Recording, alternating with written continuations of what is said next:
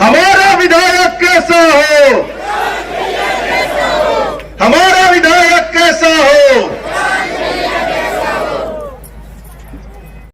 मुख्य अतिथि जी के स्वागत के लिए जिन सम्माननीय सदस्यों का हेलीपैड पहुंचकर वहां सुरक्षा व्यवस्था में तैनात साहू जी, श्री अयाज सिंह गोनी जी, श्री राजेश मेहता जी, श्री पारस ठाकरे जी, श्री रोहित जंगेल जी, श्री विक्रांत चंद्राकर जी, श्री ललित चोपड़ा जी, श्री पन्ना मंडावी जी, श्री महेश नारकर जी, श्री इमरान खान जी, श्री ज्ञान यादव, श्री तुकाराम जी, श्री दिलीप वैष्णव जी, श्री संदीप दास वैष्णव जी, श्री दिवाकर सोनी जी, श्री किशन सिरोटिया जी, आप सब तुरंत हेलीपैड स्थल पे पहुंच साथ में हेलीपैड के आगे स्वागत के लिए मैं मातृशक्ति जिनका नाम ले रहा हूं, श्रीमती कीर्ति वर्मा जी, श्रीमती गीता कांडेकर जी, श्रीमती विक्रांत भैया, हमारा विधायक कैसा हो, हमारा विधायक कैसा हो।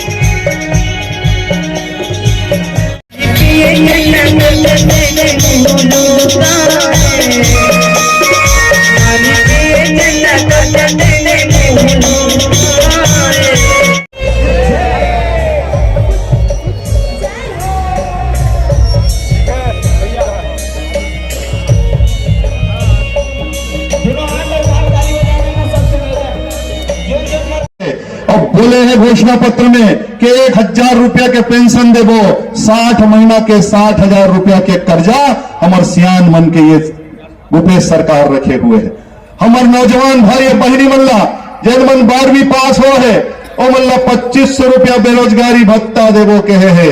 आप सब लोग ये बात याद दिलाना चाहत हो कि खैरागढ़ विधानसभा में जब पहला नंबर के बेरोजगारी भत्ता के आवेदन के फार्म मंगाए गए, 4,000 आवेदन नारी ने उनमें मात्र 16 आवेदन भर पात्र हुए, 3,984 आवेदन अपात्र हो। परिवार के घर घर में सियान है, हर वो परिवार के घर घर में जवान बेटा और बेटी है, काबर की मन बोल के गे रही है। अरे 2500 रुपया में धान ला खरीद थल की थे, किसान के सरकार अंकित है। आप सब लोग ये बात याद दिलाना चाहत हो, खैरागढ़ के पूरा जनता मोर सामने में बैठे हुए है। अरे जब धान ला बेचल गयो तब बोरा नहीं मिलत रही से 3 साल तक लगातार बोरा के लिए तरसाने वाला ये सरकार। हम जब किसान वाला खादू खोला धान करे 2203 रुपया अगर आप मन बेच के पहुंचते हो और आपके खाता में जन पहुंचा थे वो नरेंद्र मोदी जी के सरकार पहुंचा थे, आपके खाता में मात्र 300 रुपया में बोरा और सुधरी पैसा केंद्र सरकार देते। गोबर खरीदन की थे, सब जन बैठे हो और सब के सब गरुआ पोस्ट हो। मैं ये बात पूछना चाहता हूं कि जबका हमारे भूपेश बघेल जी के सरकार की योजना है उखर लाभ मिलत काला है। मैं आज 300 गांव घूम के पिछले 2 महीना में बैठे हुए हो, आप सब ने ये बात बताना चाहत हो कि जमीन में भूपेश बघेल सरकार के एक भी योजना चलत नहीं है। ये योजना अगर चलत है तो केवल अखबार में चलत है। भूपेश बघेल की योजना अगर चलत है तो केवल टेलीविजन में चलत है। मैं ये बात बताना चाहता हूं कि उत्तर प्रदेश में भूपेश बघेल जी के भाषण चलत रही से यूट्यूब में आप सुन हो सकत हो। काय कहत रही जानथो? कहत रही से कि उत्तर प्रदेश में कांग्रेस के सरकार बनाओ, हम वो सब योजना लागू करेंगे जो छत्तीसगढ़ के गांव गांव में किए। एक पत्रकार पूछते का योजना लागू करे रहे, तक कहते हमारे गांव में जाके सरपंच और सचिव घर घर जाके गोबर ला बिसा थे और वो गोबर ला बेच के गांव वाले मनहा लखपति हो गए हैं। अरे कतका जन लखपति हो गए होते अल्लाह तुमन ला बताना है। अरे कतका किलो गोबर तुमन बेच रहे होते अल्लाह तुमन बताना है और जनता तक ये बात पहुंचाए की जरूरत है। अरे आचार संहिता लगे के पहले छुईकदान से लेके खैरागढ़ तक बड़े बड़े बोर्ड टंगारी से गौमूत्र खरीदी करथन कहा थे। अरे सब जन गरुआ पोसे हो, अरे एक आदमी भी ये खड़े होके बता दे कि हम गौमूत्र बेचे हुए हन। एक भी व्यक्ति पूरा दो महीना के अंदर में 300 गांव मोल नहीं मिले जिनमन गौमूत्र बेचे हुए। यही तीर बैठे रहो बहुत शानदार ढंग से ओकर बात हम सब ला सुन के जाना है। आप सब ला ये बात के भरोसा देते हुए कि भूपेश बघेल जी आपके सरकार में कोई काम नहीं हो सकी। आप ला हमन काम करत हुए नहीं देखे हैं। अरे तोला गेड़ी चलत हुए देखे हैं, तोला भौरव बाटी खेलत हुए देखे हैं। फिर गेड़ी चल के भौरव बाटी चला सरकार है नहीं चले। सरकार है गरीब मन के सेवा और गांव के विकास करके चलते। ये बात ला भटकाए के लिए ते दुनिया भर के हर हथकंडा अपना डरे, लेकिन आज जनता की आंखी खुला है। जनता पढ़े लिखे और समझदार है और गेड़ी और भौरा चलाए बर 7 तारीख के बाद तुर पास पर्याप्त समय रही ते जब विपक्ष में पहुंच जबे तो चला लेवे जब का तुल गेड़ी और भौरा चलाना है। और खैरागढ़ विधानसभा के जनता ये बात ला तय कर डरे है कि अब यह समय में ये सरकार ला दोबारा सत्ता में नहीं आन देना है और भारतीय जनता पार्टी ला ये क्षेत्र से जिताना है। अंतिम बात कहते हुए कि कांग्रेस छुईकदान के ये पूरा क्षेत्र में 76 बूथ में हमेशा काटे के कोशिश करे है, प्रयास करे हुए कि कभी ये क्षेत्र के विकास ना हो सके। एक विधानसभा के प्रत्याशी होने के नाते मैं आप सबला ये बात के भरोसा देवात हूं कि खैरागढ़ विधानसभा ला एक परिवार की तरह हम सबला विकसित करना है।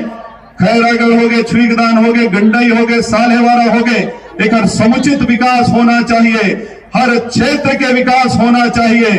और एक नेतृत्व अगर आप सबके सब सौंपत हो तो जन भावना के अनुसार छुईकदान क्षेत्र में जत का भी कमी रहे है। कांग्रेस के कार्यकाल में जिन काम नहीं हो पा है, मैं आप सब ने ये बात के वादा करत हूं कि यह क्षेत्र के समुचित विकास करे के जवाबदारी एक विधानसभा में विधायक के तौर पे आप मंदू हो तो निश्चित रूप से निभाए के पूरा प्रयास ला करबो। खैरागढ़ जिला ला आप सबके आशीर्वाद से, खैरागढ़ विधानसभा ला आप सबके आशीर्वाद से आने वाला समय में आप अगर नेतृत्व सौंपत हो तो छत्तीसगढ़ के सबसे विकसित विधानसभा के रूप में हम सब मिलकर बनाबो। ये बात के आह्वान करत हुए कि मोट डाल ले कबू मोर ये 15 साल 20 साल के जीवन में, राजनीतिक जीवन में कोनो प्रकार के कोई छोटे मोटी कमी रहेगी सही तो अपन छोटे भाई मान के माफ करत हुए भारतीय जनता पार्टी ला ये क्षेत्र से जिताए के लिए मैं सबसे आह्वान करत हुए 7 तारीख के वो दिन है, कमल फूल में आप सब लोग मतदान करना है। आप सबके आशीर्वाद सियान मन के चरण छुके प्रणाम करत लेत हुए अपन बात ला में समाप्त करत हो। बहुत बहुत धन्यवाद। जय हिंद, जय भारत, जय श्री राम। छत्तीसगढ़ व्यापारी के, छत्तीसगढ़ व्यापारी के शहीद नगरी के पवन धरा में हो है। बोलो Bharatiya Janata party, Bharatiya Janata party, Bharatiya Janata party जिंदाबाद, भारतीय जनता पार्टी जिंदाबाद। आप लोग सब ठीक है ना? एकदम ठीक है। हटाएगा ना, कांग्रेस को हटाएगा ना, बीजेपी का सरकार बनेगा, विक्रांत भाई जीतेगा तो मेरा साथ बोलिए भारत माता के, भारत। करूंगा। मैं असम से आया हूँ, माँ कामाख्या का धरती से आया हूँ और ये छत्तीसगढ़ माँ कौशल्या का धरती है। तो मैं माँ कामाख्या का धरती से माँ कौशल्या का धरती को नमन करता हूँ, वंदन करता हूँ, अभिनंदन करता हूँ। भाइयों और बहनों, हमारा चुनाव है सामने और हमें सबको मालूम है कि हमें किसको वोट देना है। हमारे छत्तीसगढ़ में कांग्रेस का सरकार चला। जब कोई भी सरकार चलता है देश भर में एक सभी होता है। अभी जब मैं असम से बिलासपुर आया था थोड़ी देर पहले, मुझको जर्नलिस्ट लोगों के ने पूछा कि आपने मदरसा कैसा बंद किया। मैं बोला बंद हुआ, बंद कर दिया मदरसा, खाना खत्म। तो एक सभी होता है जब कोई भी आते हैं। अभी देश भर में भूपेश बघेल जी छत्तीसगढ़ का सभी है और पूरा छत्तीसगढ़ का सभी दारू का घोटाला से मिला दिया, कोयला का घोटाला से मिला दिया। उन्होंने कुछ काम नहीं किया। मैंने तो यहां आके एक बहुत बड़ा बात सीखा कि प्रधानमंत्री जी 2000 रुपया धान खरीदने के लिए देता है, आप 600 उसमें जोड़ कर दो, करके बोल दो कि ये राजीव गांधी न्याय योजना है। भाई साहब 2000 रुपया भेजता है मोदी जी, 600 रुपया देता है आप, और स्कीम का नाम हो गया राजीव गांधी न्याय योजना। तो मेरा मन में लग रहा है अगर के काल में जाके असम में मोदी जी बिना पैसा में चावल देता है 10 केजी, चावल का साथ में 10.5 केजी दे के हिमंत बिश्व शर्मा न्याय योजना बना दो तो कैसा लगेगा। तो ये भूपेश बघेल जी आज जो ये मैं तो बताऊंगा जब भूपेश बघेल जी का जैसा कलाकार ये पृथ्वी में या भारत में दूसरा नहीं है। आप 600 रुपया देता है, स्कीम का नाम बन गया राजीव गांधी न्याय योजना। अरे वो स्कीम का नाम देना चाहिए तो नरेंद्र मोदी न्याय योजना देना चाहिए था। किसने 2000 रुपया कौन भेजता है? नरेंद्र मोदी जी भेजता है। भाई साहब मैंने यहाँ आके सुना कि भूपेश बघेल जी बोलता है मैं बेरोजगार भत्ता दूंगा। भाई बेरोजगार भत्ता किस लिए? बेरोजगार भत्ता हमें नहीं चाहिए, हमें तो रोजगार चाहिए सरकार से, हमें कोई बेरोजगार भत्ता नहीं चाहिए। भूपेश बघेल जी चुनाव का समय असम गया था तो मैंने एक सभा में अनाउंस किया कि अगर असम में बीजेपी का सरकार बनेगा हम पहला साल में 1 लाख युवकों को हम नौकरी देने का काम करेगा। तो भूपेश बघेल जी ने बोला कि यह असंभव है। मैं बोला बेटा संभव है कि असंभव है मैं दिखाता हूं, मोदी है तो सारे चीज मुमकिन है। आप अभी गूगल कीजिए 10 में मैंने गृह मंत्री अमित शाह जी को बुलाया, 1 लाख नहीं हुआ, मैं झूठ नहीं बोलूंगा, मां कामाख्या से आया हो तो झूठ नहीं बोलना चाहिए। 90,000 युवा और युवतियों को स्टेडियम में खड़ा करके एक एक करके अपॉइंटमेंट लेटर हाथ में दे दिया कि हमने अपना वादा निभाया। मैं असम में 2 साल सीएम बना, 1 लाख लोगों का नौकरी हुआ। इस महीना मैंने 22,000 नौकरी का दोबारा एडवर्टाइज निकाला। मैंने जो असम का बेरोजगार युवा है अगर डिग्री पास किया है तो अपना काम करने के लिए 5 लाख रुपया, और अगर आपका डिग्री नहीं है तो अपना काम करने के लिए 2 लाख रुपया। हमने बोला आप लोग कुछ काम करो और काम करके आगे बढ़ो। अब बेरोजगार भत्ता में क्यों दूं? बेरोजगार का भत्ता का मतलब है हम आपको नौकरी नहीं दूंगा। तो मैं भूपेश बघेल जी को बोलता हूं कि आप बेरोजगार भत्ता का जगह में कम से कम छत्तीसगढ़ में 3 लाख युवा युवतियों को आप नौकरी देना चाहिए था। आपने नहीं दिया, आपने पाप किया। अभी भूपेश बघेल जी बोलता है हम 22 एमएलए को टिकट नहीं दूंगा, मतलब वो लोग चोर था ना, ये जब 22 विधायक चोर था ना तो इसीलिए आपने टिकट नहीं दिया। अगर वो लोग चोर था, चोर का मुखिया क्या था वो भी तो लोग प्रश्न करेगा ना। अगर आप इतना दिन बीजेपी बोल रहा था कि आपका विधायक लूट रहा है, रमन सिंह जी बोल रहा था, अरुण साह जी बोल रहा था कि आपका विधायक छत्तीसगढ़ को, तब आपने बोला नहीं लूटा। लेकिन अभी आपने 22 का टिकट क्यों काटा? मतलब आपने खुद स्वीकार कर लिया कि मेरा विधायक चोर था, मेरा विधायक लुटेरा था। तो हम तो नहीं बोला, ये तो आपने बोला। सिर्फ 70 विधायक था आपका, 70 विधायक का 22 को ही आपने टिकट नहीं दिया। मतलब क्या है? मतलब जो बीजेपी बोल रहा था इतना दिन, यही बात को आपने तो मान लिया है। भाई और बहनों, आज आप देखिए छत्तीसगढ़ में क्या हो रहा है। खुला आम धर्मांतरीकरण हो रहा है, खुला आम हमारा हिंदू का ऊपर अत्याचार चल रहा है। तो रमन सिंह जी का सरकार था, तब क्या था? तब तो हमारा यहाँ में खुशहाली था, लाभ जिहाद तो नहीं था, तब तो रोहिंग्या नहीं आ रहा था, तब तो हमारा छत्तीसगढ़ में धर्मांतरीकरण को सरकारी पेट्रोनेज तो नहीं मिलता था।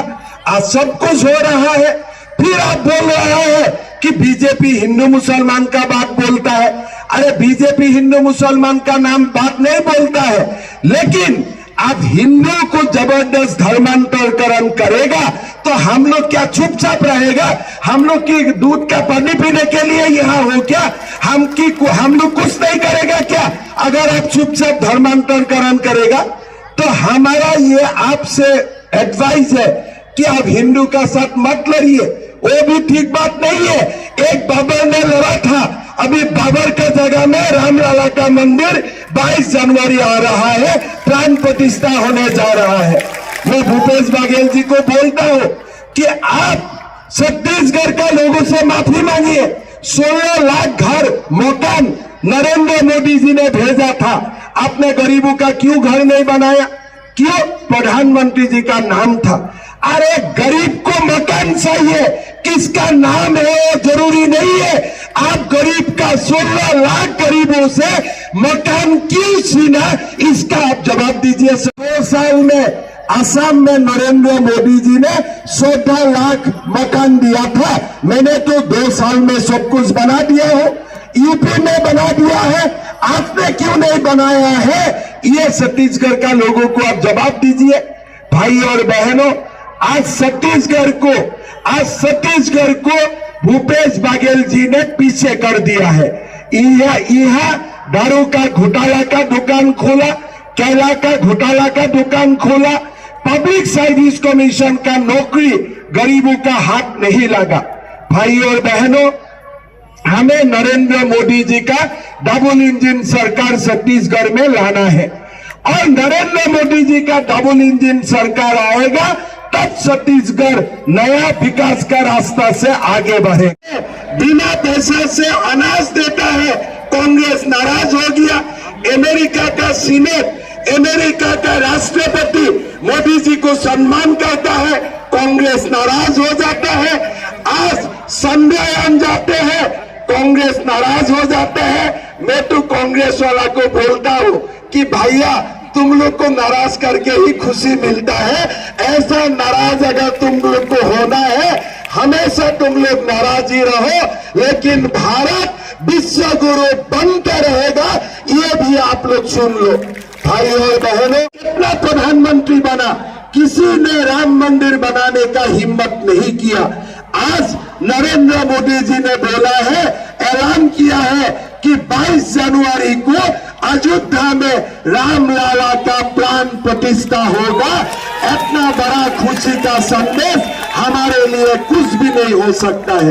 भाई और बहनों, मैं आप लोग को आह्वान करूंगा, मैं आप लोग को विनती करूंगा कि हमारा विक्रम भाई को आप लोग बहुत वोट से जिताइए और छत्तीसगढ़ में बीजेपी का सरकार बनाइए, मोदी जी का डबल इंजन सरकार बनाइए।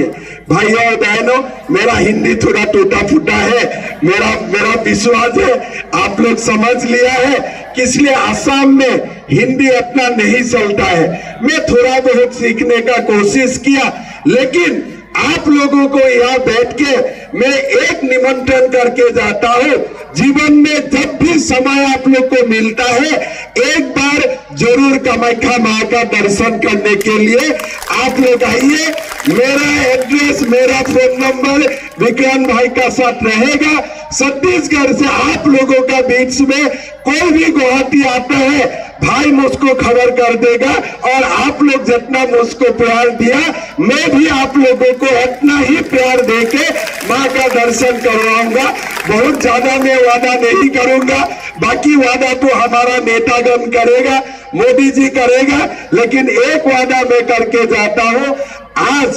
आज हमारा सामने देश को विश्व गुरु बनाने का सबसे बड़ा मौका है। मोदी जी है तो सब कुछ मुमकिन है।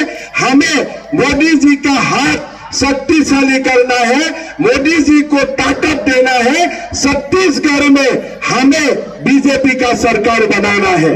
थोड़ा दिन पहले मैं कवर्धा में आया था तो मैंने भाषण में बोला था कि एक अकबर आने से 1000 अकबर आएगा, आप लोग अकबर को आने मत दीजिए। कांग्रेस लोग मेरा ऊपर नाराज हो गया। कल इलेक्शन कमीशन में जाके रो रहा था कि हिमंत बिश्व शर्मा को छत्तीसगढ़ आने नहीं देना चाहिए। मैंने कांग्रेस को बोला कि मैंने सही बात बोला हूं। असम में बांग्लादेश से एक अकबर आने दिया गया था और असम में आज करोड़ों अकबर बैठ गया है। हमारा डेमोग्राफी पूरा चेंज हो चुका है। तो इसीलिए मैं देश में जहां भी जाता हूं उधर ही मैं बोलता हूं, रोहिंग्या को आने मना कीजिए, आने मत दीजिए। कोई बांग्लादेश से अकबर को आने मत दीजिए। एक बार आएगा तो ये पूरा स्टेट को लूट के भी चला जाएगा। रमन सिंह जी का सरकार